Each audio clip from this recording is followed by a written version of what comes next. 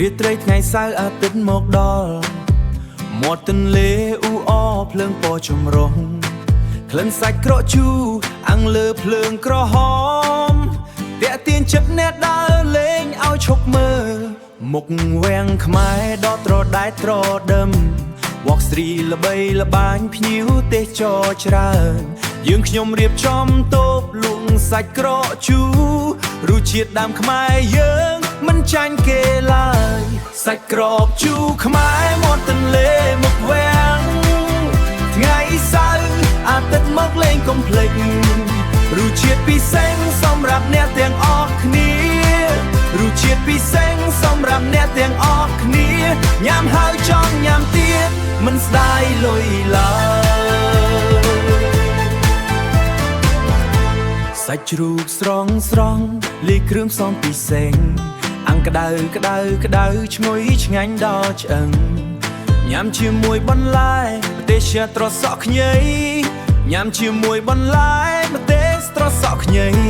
រសជាតិជាប់ចិត្តមិនអាចបំភ្លេចបាន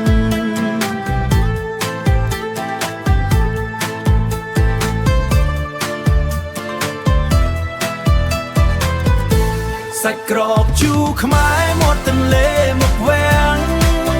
ថ្ងៃសៅរ៍អាទិត្យមកលេងកុំភ្លេច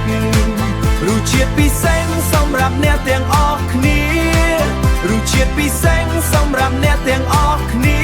ញ៉ាំហើយចង់ញ៉ាំទៀតមិនស្ដាយលុយឡើយពេលល្ងាចខ្យល់ត្រជាក់បក់ផាត់រំភើអង្គុយញ៉ាំសាច់ក្រកុយគុណទេសភាពមិត្តភក្តិគ្រួសារជួបជុំសប្បាយបឹកអនុស្សាវរីយ៍ដ៏ល្អបំផុតមិនថាខ្មែរឬបរទេសបានភ្លក់ម្ដងហើយចង់ភ្លក់ទៀតរសជាតិសាច់ក្រកជូរខ្មែរជាមោទនភាពជាតិយើងសាច់ក្រកជូរខ្មែរមាត់ទន្លេមកវាំង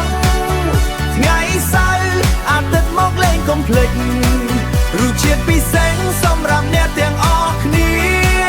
រសជាតិពិសេសសម្រាប់អ្នកទាំងអស់គ្នាញ៉ាំហើយចង់ញ៉ាំទៀតមិនស្ដាយលុយឡើយមកលេង Walk Street មាត់ទន្លេកុំភ្លេចសាច់ដើររងចាំស្វាគមន៍អ្នករាល់គ្នា